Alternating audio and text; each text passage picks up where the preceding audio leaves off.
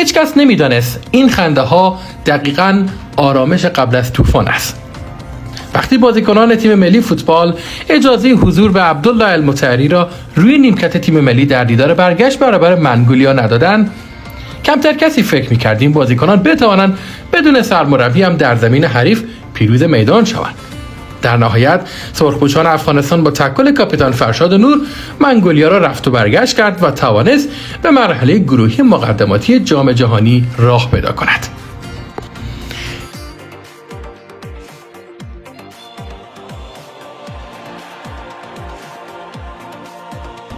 دیری از طعم شیرین صعود به دور گروهی مقدماتی جام جهانی نگذشته بود که پس لرزه بعدی تیم ملی فوتبال افغانستان و مستطیل سبز افغانستان را هم لرزاند. این بار ستاره‌های تیم ملی عبدالله المطهری را نه، بلکه رهبری فدراسیون فوتبال را مورد هدف قرار دادند. در حرکتی از قبل تحریزی شده و البته منسجم، ستاره‌هایی که در این سالها بدنه اصلی تیم ملی را تشکیل می‌دادند، با انتشار بیانیه‌هایی در صفحات اجتماعی خود اعلام کردند دیگر نمی‌خواهند برای تیم ملی فوتبال افغانستان به میدان بروند. به باور آنان در فدراسیون فوتبال افغانستان فساد وجود دارد و حق آنان در تیم ملی فوتبال افغانستان نیز خورده می‌شود. اعتراضی که با الفاظ رکیک کاپیتان فرشاد نور و سایر بازیکنان تیم ملی کماکان هم ادامه دارد. این در حالی است که رهبری فدراسیون فوتبال از آغاز هفته درگیر انتخاب سرمربی جدید و جانشین المطهری هستند تا کمتر از 25 روز دیگر تیم را برای مرحله گروهی مقدماتی برابر قطر و کویت آماده کنند. این جنجال درست از زمانی شروع شد که نام عثمان توشیف ازبکستانی به عنوان گزینه اول فدراسیون فوتبال مطرح شد. آنچه در جلسات کمیته اجرایی و رهبری فدراسیون فوتبال گذشت مشخص نیست، اما به یکباره نظر تغییر کرد و عثمان توشیف جای خودش را به این سرمربی انگلستانی داد.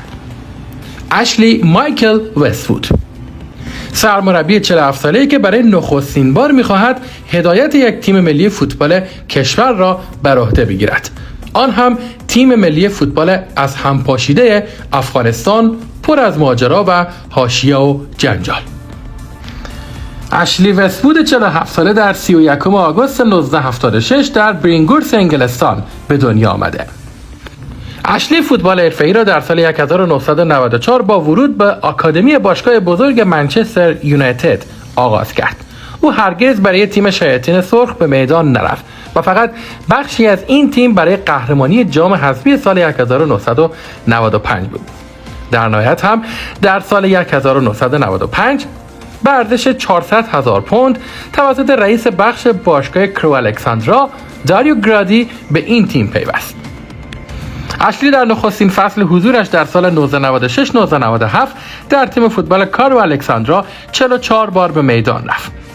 این تیم در آن زمان در دسته دوم فوتبال انگلستان بازی می‌کرد و در همان سال پس از نایب قهرمانی موفق شد به رقابت‌های دسته اول فوتبال انگلستان نیز راه پیدا کند.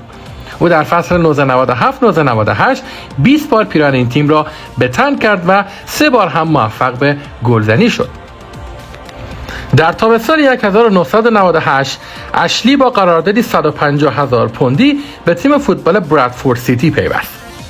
در نخستین فصل حضور اشلی در برادفورد او 19 بار برای تیمش به میدان رفت و 2 بار هم در رقابت‌های لیگ برای این تیم موفق به گلزنی شد و در نهایت در پایان همان فصل پس از نایب قهرمانی موفق شد همراه با تیمش به رقابت‌های لیگ برتر هم صعود کند.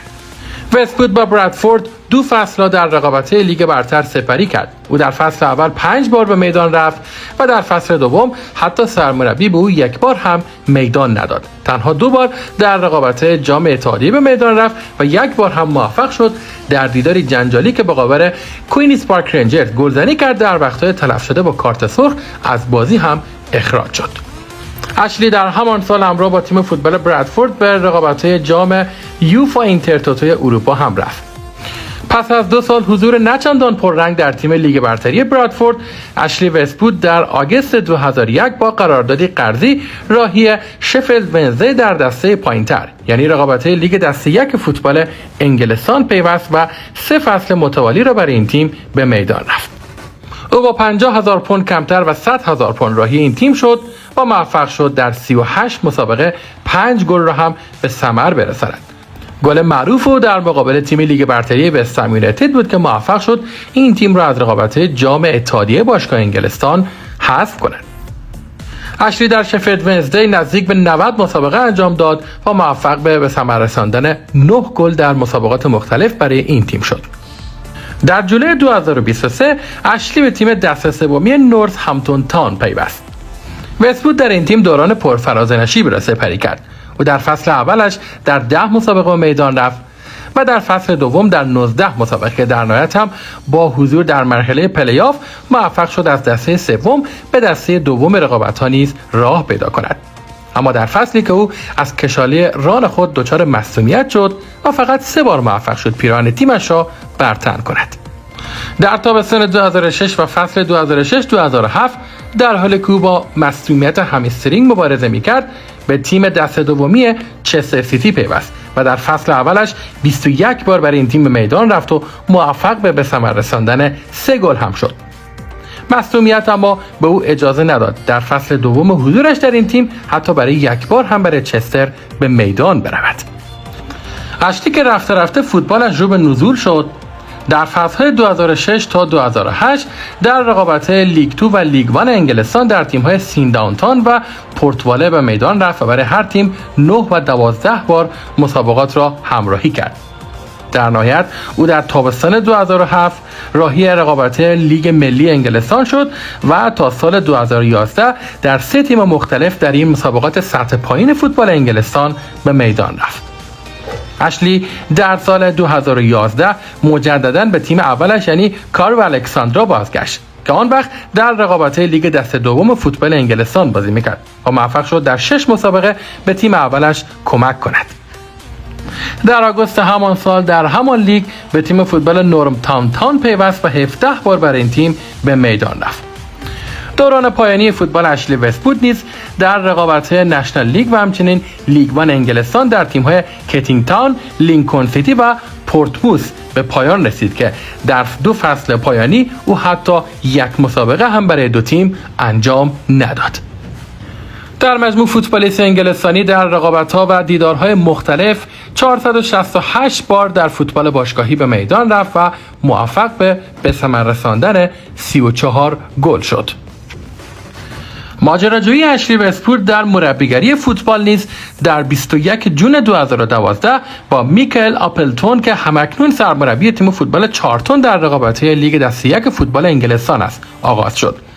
او فصل اول را در تیم فوتبال کترینگ به عنوان بازیکن مربی در کنار آپلتون سپری کرد و در سالهای 2012 تا 2013 نیز در تیم‌های فوتبال پورتموث و بلکپول دستیار این سرمربی بود.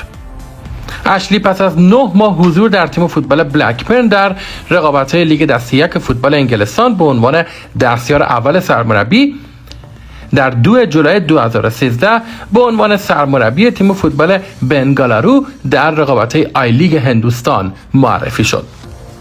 اشلی کارنامه درخشانی را در فاصله 3 سال حضور در این تیم به نام خود ثبت کرد. 2 قهرمانی در رقابت‌های لیگ و 1 قهرمانی هم در رقابت جام حذفی باعث شد تا اشلی وست‌وود 2 فصل متوالی به عنوان بهترین مربی رقابت‌های لیگ فوتبال هندوستان انتخاب شود.